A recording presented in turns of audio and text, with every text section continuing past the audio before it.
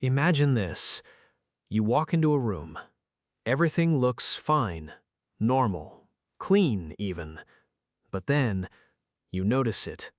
A single dish left in the sink, a cushion that's slightly off-center, a smudge on the window that nobody else would ever see. And suddenly, your heart rate spikes. Your hands start to move before your brain even gives the command. You can't sit down, you can't relax, you can't have a conversation, not until it's fixed, not until everything is exactly the way it should be. If that sounds extreme, for some people, this is just Tuesday. And here's what nobody tells you. It has almost nothing to do with being clean. Today, we're going inside the mind of someone obsessed with cleanliness, and what we find there will genuinely surprise you. Let's start with something that might feel uncomfortable. When someone is obsessed with cleanliness, pathologically obsessed, it's almost never about dirt. Psychologists have studied this for decades, and what they keep finding is this: the behavior is a coping mechanism. Think about that word, coping. People who compulsively clean aren't doing it because they love scrubbing floors. They're doing it because, in that moment, it's the only thing that makes the noise in their head go quiet.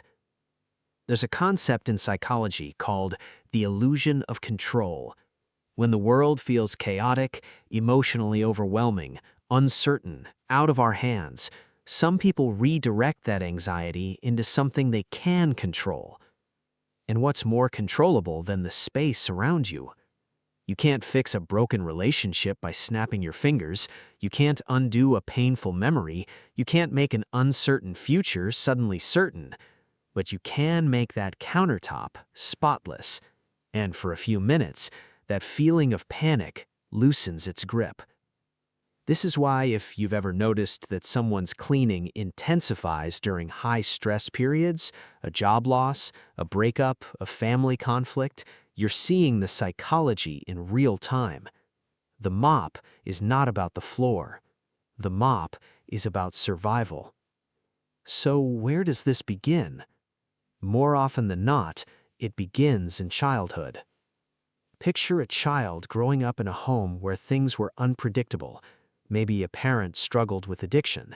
Maybe there was emotional volatility. You never knew what mood you'd walk into. Maybe love felt conditional, always one mistake away from being withdrawn. In environments like those, children become hyper-vigilant. They scan for threats constantly. They learn to read the room before they've even fully entered it.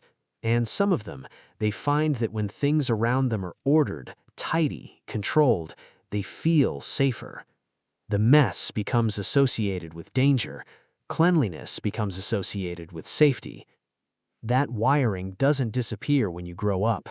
It just follows you into adulthood, into your apartment, into your relationships, into the way you feel when someone moves your things without asking. There's also the flip side. Some people grew up in homes that were chaotic or dirty, not emotionally but literally, and they made a vow, conscious or not, that they would never live that way. So the obsession isn't just a symptom, it's a story, a very personal one. Now, here's where we need to be really careful, because there's a distinction that matters enormously. Not every person who loves a clean home has OCD, not even close.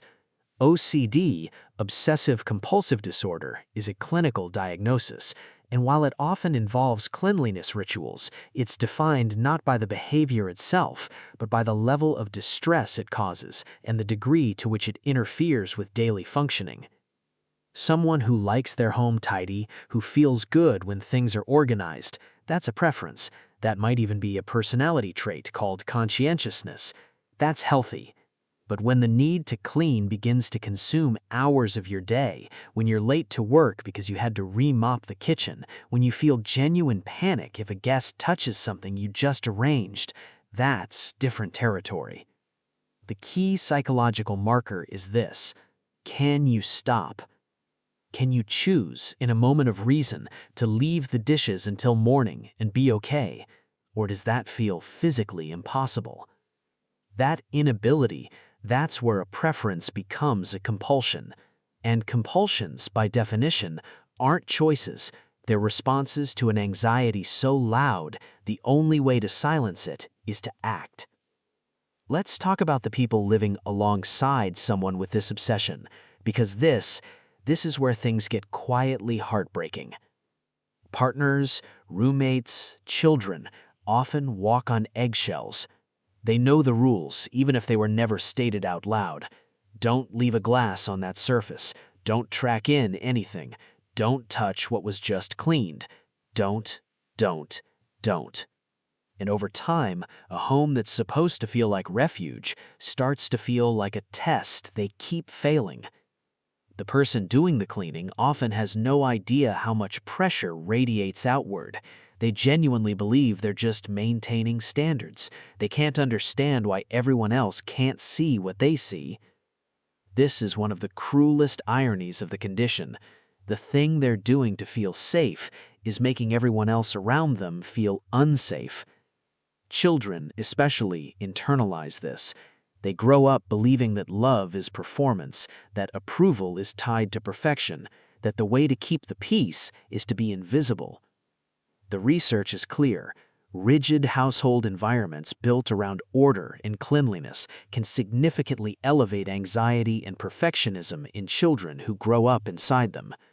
This isn't blame, it's understanding. And understanding is the first step towards something better. So what do you do with all of this? If you recognize yourself in any part of this video, I want to say something directly to you. There is nothing wrong with who you are. You developed these patterns for a reason. They protected you when you needed protection.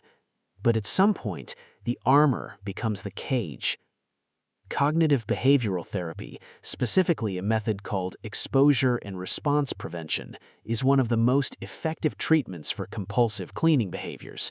It works by gently, systematically helping you sit with discomfort without acting on it.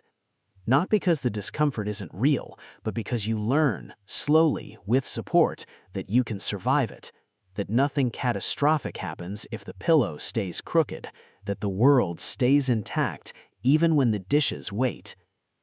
Mindfulness-based approaches have also shown strong results, learning to notice the urge without obeying it, creating a pause between the anxiety and the action.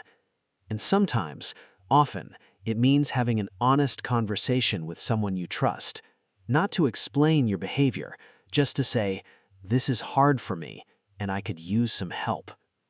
That sentence alone is an act of enormous courage. Human beings are not their habits. We are not the rituals we repeat, the patterns we inherited, or the coping strategies we built when we were too young to build anything else. But to change, we have to see. And to see, we have to be willing to look, honestly, without judgment, at the story underneath the behavior. The person with the immaculate home isn't strange. They're not neurotic. They're not a control freak. They're someone who found a way to feel okay in a world that once felt very, very unsafe. And that, if you let yourself sit with it for a moment, is one of the most deeply human things there is. If this video gave you something to think about, or if it described someone you love, share it with them.